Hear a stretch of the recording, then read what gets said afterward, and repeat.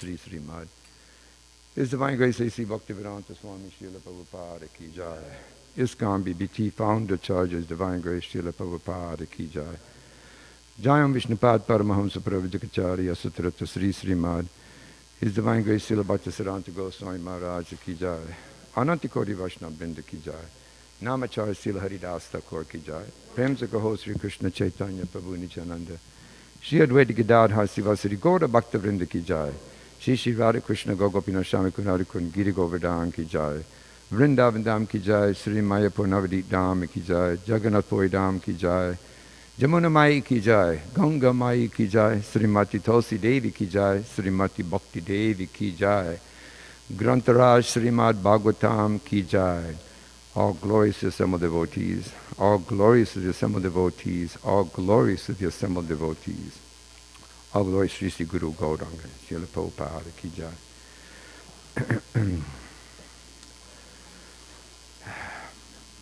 Om Namo Bhagavate Vasudevaya. Om Namo Bhagavate Vasudevaya. Om Namo Bhagavate Vasudevaya. So reading from 3rd Canto, Chapter 5, text number 40. Datar Yad Asmin Baba Isha Jivas Tapa Trayena Bhighata Na Sharma Atman Labante Bhagavams Tavangri Chayam Sa Vidyam Atta Ashrayema Tata Yad Asmin Bhava Isha Jivas Tapatrayena Bihata Natsarma Atman Labante Bhagavam Stavangri Chayam Savidyam Atta Ashrayema Tatar Yadasmin Bhava Isha Jivas Tapatrayena Bihita Nasarma Atmalabante Bhagavam Savangri Chayam Chavidyam Ata Ashrayema Datar Yadasmin Bhava Isha Jivas Tapatrayena Bihata Sasarma Atmalabante Bhagavam Savangri Chayam Navidyam Ata Ashrayema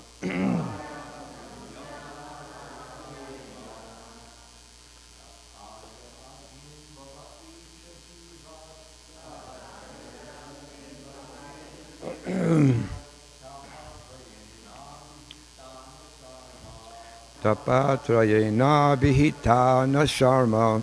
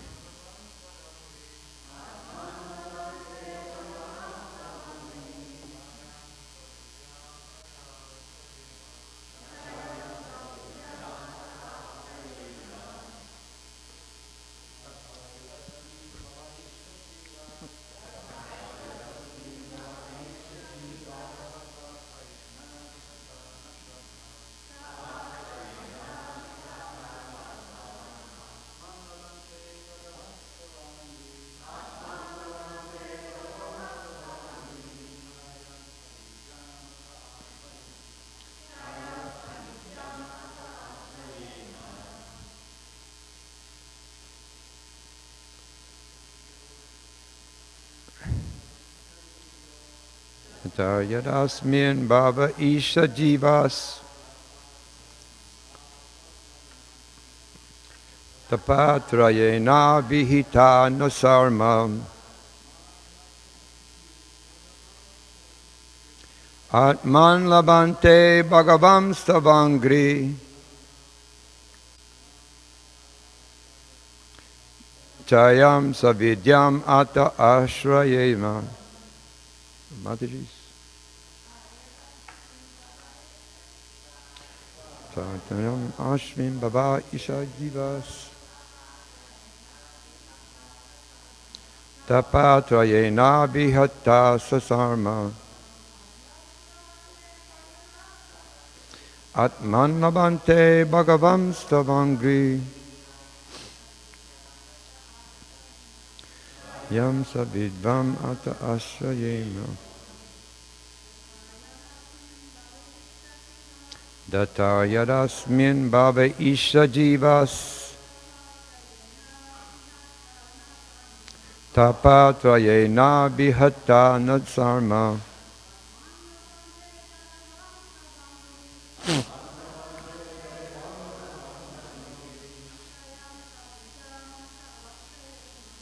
Sayam yadidvam ata ashrayena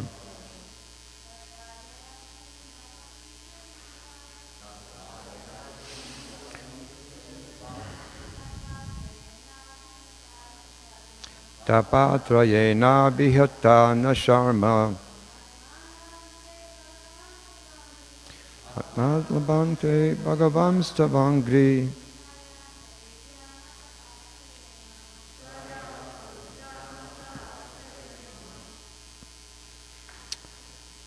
Synonyms.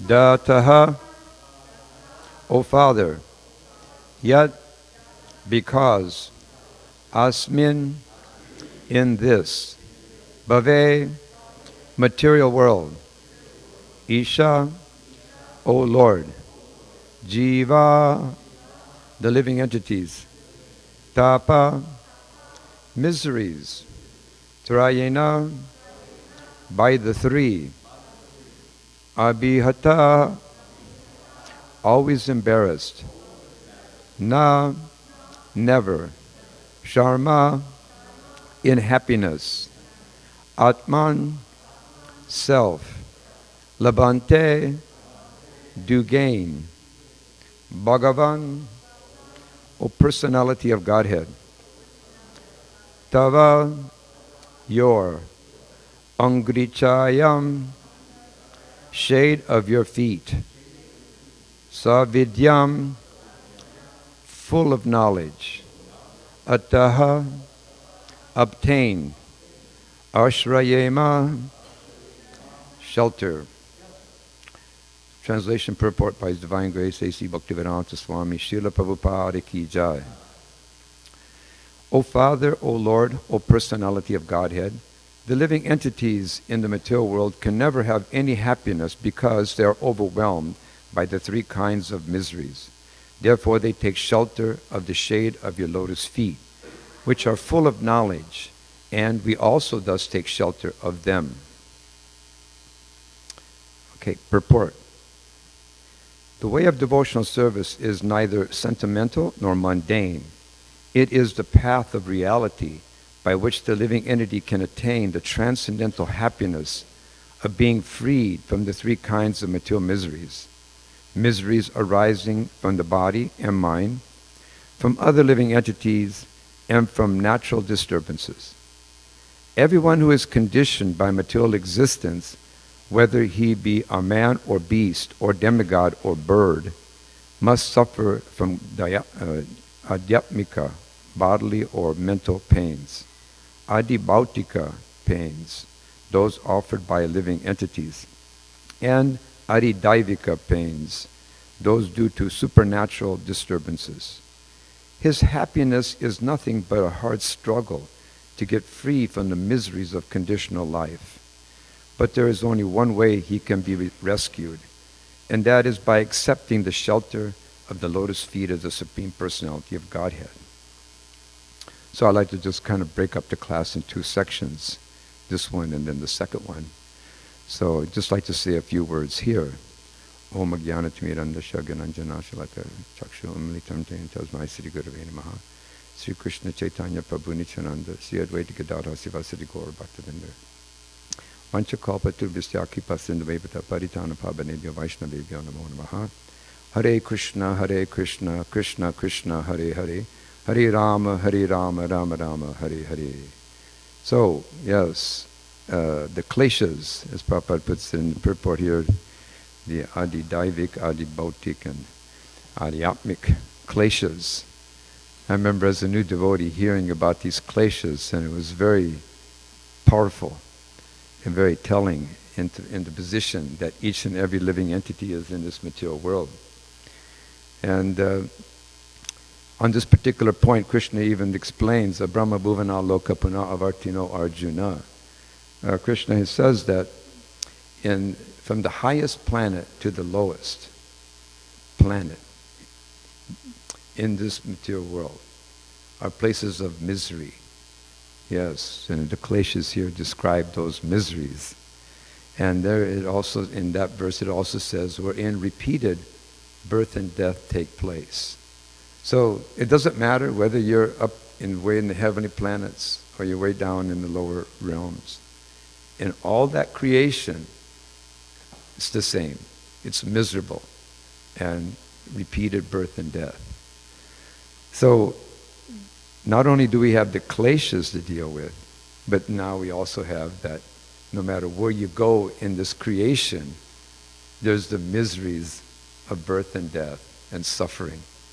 So it's phenomenal how this actually just gets built up more and more and more. So not only the kleshas, but now we're talking about the suffering and misery of birth and death, and no matter where you go in this creation. And so Krishna says in the Bhagavad Gita, Mamaivam so jiva loka jiva bhuta sanatana manasis indriyani prakristani karshati. In that particular verse, Krishna says that the living entity in this conditioned life, in this conditioned material world, is an external fragmental part of me. So not only are we suffering like anything, but when we look at our identity, it's just simply a fragment. And this fragment, due to conditioned life, is struggling very hard with the six senses and the mind. So not only do we have the kleshas, not only do we have birth and death, but now we're hearing that we're just a spark, a teeny nothing spark, and that we're struggling with our senses, the eyes, the nose, the ears, the genital. They're struggling with these things on a daily basis, and that includes the mind. So you can see the material world is a very intense place to be in.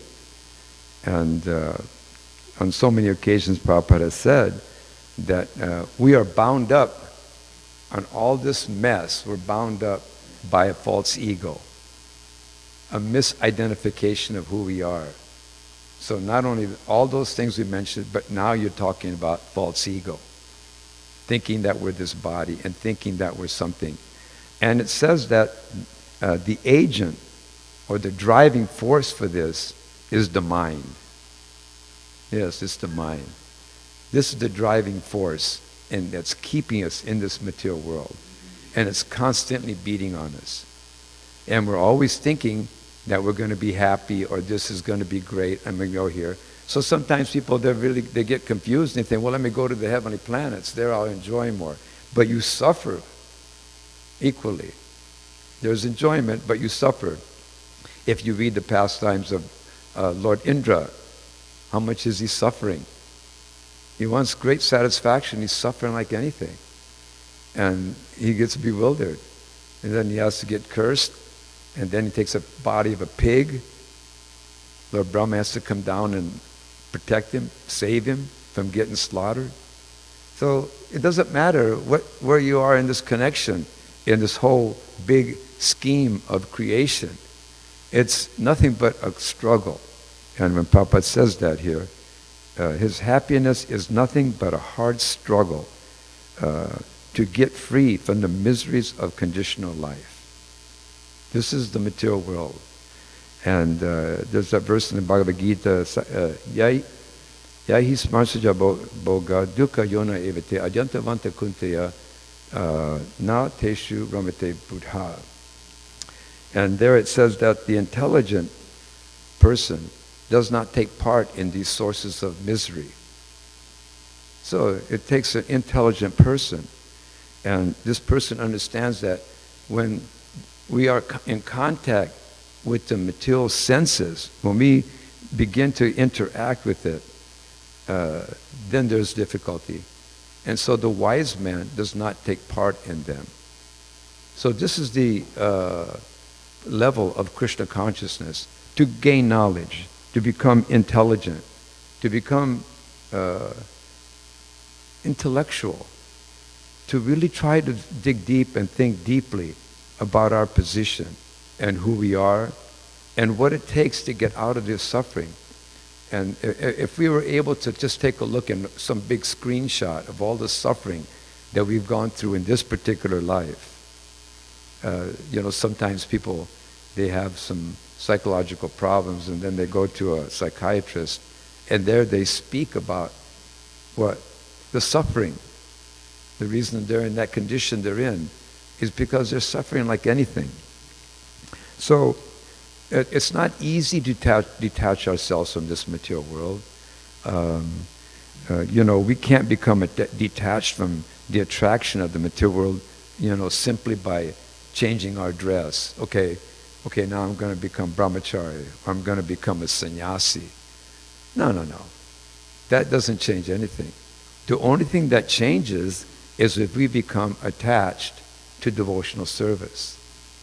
That's what makes the difference. In other words, I'm going to, neti, give up everything. That's not enough. One has to be active. So one has to get involved in the process of bhakti yoga. And Krishna says that himself, Bhakti mam avijananti yavan yaschasmi tatvataha tato mam tatvato gyatva vishate taranantaram. Krishna gives us the direction. He gives us the path of how to get out of all this. And all the things that we mentioned just recently. And we forgot one. The three modes of material nature. Daivahi esha guna mai mama mayat duratyaya. Yes, and they're the divine energy of the Lord. Goodness, passion, and ignorance. Those are divine. They come directly from Krishna, and that also affects us. The modes of nature are also hitting on us constantly and creating difficulty and problems and so much suffering in this material world. So after hearing all these things, isn't it time to get out? I mean, really. It's time. And we have this great opportunity in Krishna consciousness. This is why this is so amazingly beautiful, this Krishna conscious movement.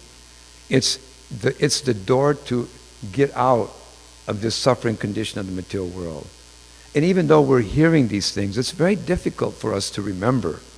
We have this kind of short memory span of how much we're suffering. We become so beaten down by it that we accept that that's normal. It's like a normal thing. Like sometimes, when you get a little older like we do, you kind of like make joke, you say, well, this ain't working. Well, that's what it means. We just kind of accept, you got like a trigger finger. You can't move your finger. That's part of what it is. We just get so conditioned, we don't even think about it because we're so beat down. But the purpose of Krishna conscious movement is to awaken us to an understanding. And that's why when Prabhupada said in this purport, devotional service is neither sentimental nor mundane. It's not sentimentalism. This is a serious thing here. It's not some speculation. It's a serious attempt to get out of this suffering condition of human life and these bodies that we receive. And if we're smart, we'll actually just take the instruction that's given to us by the 6 Goswamis. The 6 Goswamis under Srila Rupa Goswami and Sanatana Goswami, they actually studied a whole array, a variety of religious scripture. They studied heavily into the Vedic scripture. And the purpose of that study was to pick out the most essential parts of devotional service. Those things so that we wouldn't have to be wasting a lifetime trying to figure it out. They did that for us. And they did this under the instruction and guidance of Lord Chaitanya Mahaprabhu.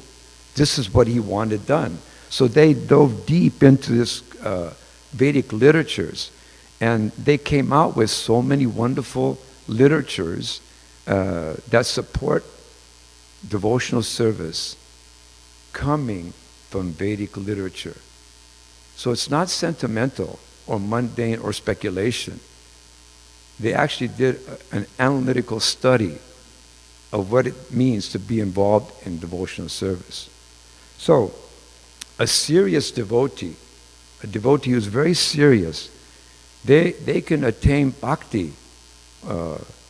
Yes, we can attain bhakti, or Prabhupada would call it sometimes scientific devotional service, because it is scientific. The Goswamis scientifically studied, and it's scientifically, we're talking about, isn't it scientific that we know now about the modes of material nature? Who ever heard about the modes of material nature before they came in contact with Krishna consciousness? We didn't. We didn't know anything about it. That was just, a whole other language. It was unknown. And so the 6 Goswamis and the predecessor acharyas, they gave us this information, this wonderful information. They describe the suffering and how that suffering comes, and what that suffering does to you, and what the result of that suffering is. This is what the Goswamis did under the direction of Lord Chaitanya Mahaprabhu. And so we should simply follow this process. Prabhupada says that hearing Vedic literature, Vedic culture, this is the essence of life, to hear the Vedic literature that's given to us by the predecessor acharyas and Srila Prabhupada, our present acharya. Yes, this is extremely important, to read these Vedic literatures and hear them and study them. And then we won't be involved in sentimentality or some concoction, or even sahajiya for that matter. So many take up some aspect of Vedic culture and they end up being a sahajiya or a mental speculator or concoctor.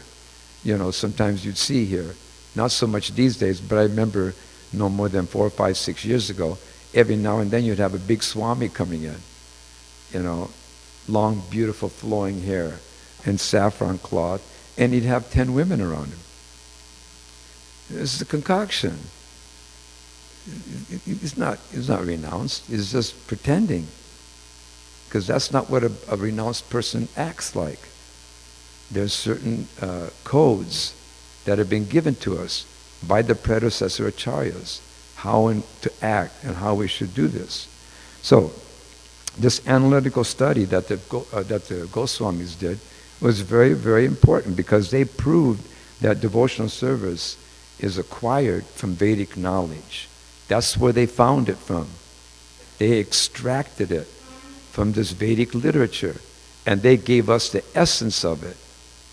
And we have that great opportunity by hearing, reading, studying the essence of these scriptures that the Goswamis and Prabhupada has given to us, and we can actually try to understand the beautiful, confidential pastimes of Krishna in Vrindavan.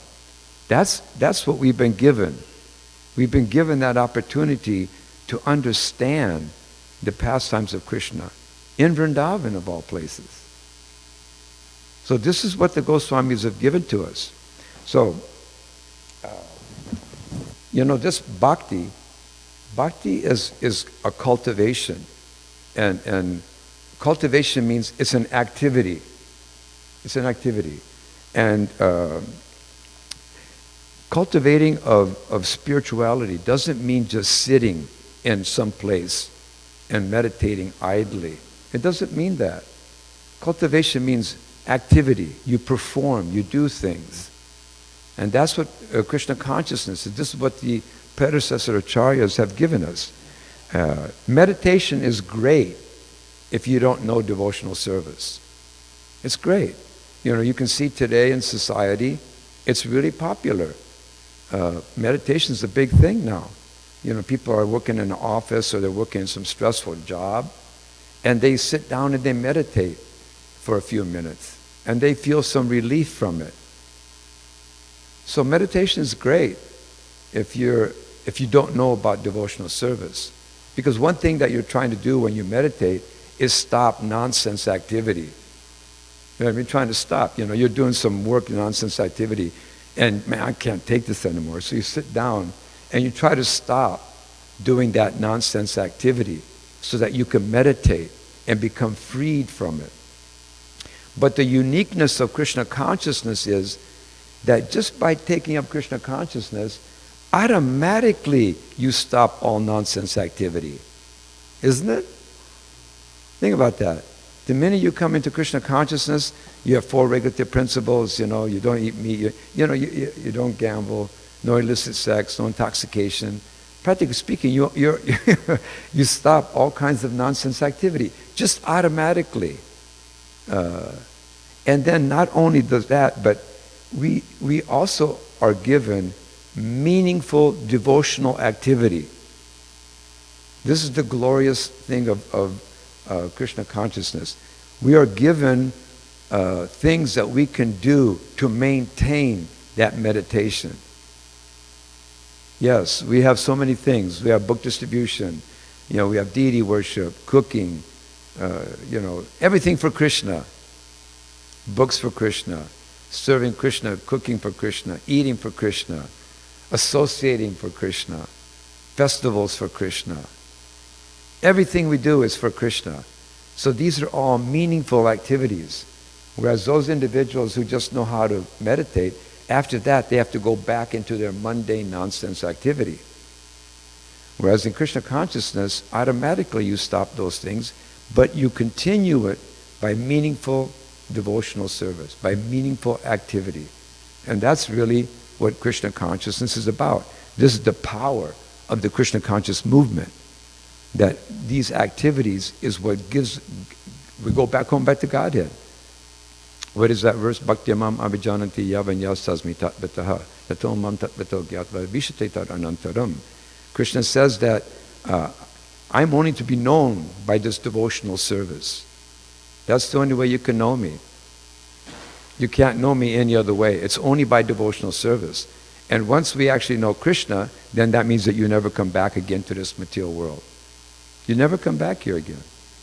That's the essence of it. Otherwise, we have to go through the kleshas. We have to go through the modes of material nature. You have to go through birth, death, and old age and disease. No matter where you go in this whole atmosphere of this universal creation, it's all the same. It's all nothing but misery and suffering. And here we're given this unbelievable opportunity.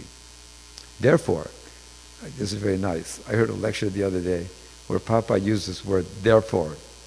And Papa said that if you're having a conversation with someone, if you're having an argument with someone, if you're debating with somebody, once you have firm conviction what you want to say, you go, therefore. And I noticed that when I'm reading Papa's books, he's using that word, therefore, which he amplifies as being complete conviction. So when we hear this, therefore, we should follow the principles. Therefore, we should chant 16 rounds a day. Therefore, we should do devotional service. And Papa said this conviction is essential. We have to have this conviction that Krishna's God, that he's a person. And we can experiment that. And we can experiment how, because, okay, I have a father, you have a father, another father, another father, another father. Eventually it goes to the original father, who's Krishna, God. And Prabhupada gives the example of sentient being or a not or insentient being. Prabhupada says a sentient being, he gives an example of an ant. Just like if there's an ant crawling around and you try to block the ant in so many ways, it'll just go around you. It'll move. Finally, you just give it up and just let the ant do whatever it wants. Because the ant's a sentient living entity. If you take a rock or a stone and you put it in one particular area, you'll notice that rock can't do anything. It can't move. It can't do anything. It'll sit there for millions of years. So on that principle, the sentient being is superior. That little ant is superior to a big boulder or a mountain. So what's my point? The point being is that the Supreme Personality of Godhead, the original Father, is Krishna. Because we're sentient beings. We're not just matter. We're sentient beings. We're spirit soul. So who's our Father? Okay, you had a father.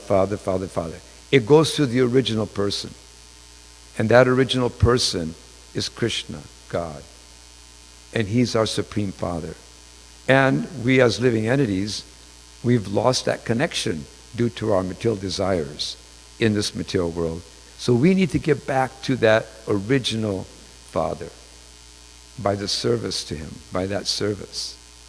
So this is the whole science of Krishna consciousness. It's all about service and extremely important. And we can't, you know, you like to say you can't get blood out of a stone. You can't. Because it's insentient. It's just matter. We're not just matter. We're actually spirit soul. We have a body that we're caged in right now, but we're not this body. We're beyond this body. And our purpose is to go back home, back to Godhead, to Krishna. Krishna's tu Bhagavan Svayam. The original, one and only original Krishna. Okay, so we'll continue with the purport. It says here, the argument that unless one has proper knowledge, one cannot be freed from material miseries is undoubtedly true. But because the lotus feet of the Lord are full of transcendental knowledge, acceptance of his lotus feet completes that necessity. We have already discussed this point in the first canto 127. Vasudeva Bhagavati Bhakti Yoga Pariyojita Jana Yasu Vairagyam Gyanam Chayat Ahaitukam means that service to the devotees is who are completely freed from all vice. It's great service when you do that. You serve someone that's not got any vices at all. And by doing that, we gain the affinity for hearing the messages of Vasudeva. That's what that means. Going on, there is no want of knowledge and devotional service of Vasudeva. The personality of Godhead, he, the Lord, personally takes charge of dissipating the darkness of ignorance from the heart of a devotee. He confirms this in Bhagavad Gita 10:10. Te sam satata yuktanam bhajatam priti purvakam dadami buddhi yogam tam yena mam yupayanti te. You know, those who constantly devote and worship me, I give the understanding by which they can come to me. That's the definition of that verse. Then Prabhupada goes on to say, empiric philosophical speculation cannot give one relief from the threefold miseries of material nature. Simply to endeavor for knowledge without devoting oneself to the Lord is a waste of valuable time. So we're in Krishna consciousness. We may believe that we're a spirit soul, but if we don't engage in practical devotional service, we'll never achieve the goal. So that's what this Krishna conscious movement is about. You know, the spirit soul, when it comes in contact with material elements, it creates this knot. You have a knot. You create a knot when the minute the soul becomes in contact with this material energy. And it's described that breaking that knot is liberation. And the way you break that knot, this liberation, is by hearing the pastimes of Krishna, by absorbing ourselves in constantly thinking and chanting Hare Krishna. One can cut that knot of attachment, and one can be automatically detached from this material world, from this body. So, spiritual knowledge is not enough. It's not the end all. You can have spiritual, very important. But what we need to do is we need to smother ourselves, coat ourselves with devotional service. And that will be the ticket to go back home, back to Godhead. Okay, I think I've said everything I wanted to say. Jai, thank you very much. Srila Prabhupada ki jai.